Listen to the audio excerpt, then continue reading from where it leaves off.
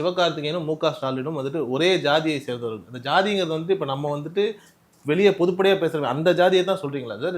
இல்ல ஜாதிங்கிறது அதுதான், மற்ற ஜாதி கிடையாது. இவரும் அவரும் படித்தவர், 2 பேரும் ஒரே ஜாதி.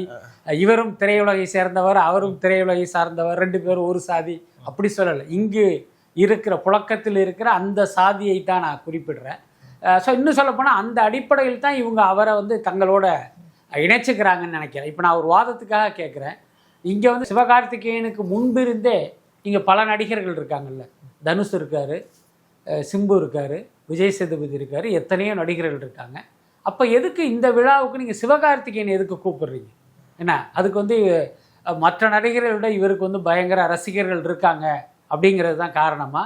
அப்படி பார்த்தா கல்விக்கும் சூர்யாவுக்கும் தான் அதிக தொடர்பு இருக்குது. ஏன்னா கல்விக்கும் சிவகார்த்திகேயனுக்கும் இருக்கிற தொடர்பை விட சூர்யாவுக்கும் கல்விக்கும் தான் அதிக தொடர்பு இருக்குது. அவர் எத்தனையோ மாணவர்களை படிக்க வச்சுட்டு இருக்காரு. அப்போ நியாயமாக நீங்கள் அவரையில் அங்கே கூப்பிட்டுருக்கணும்.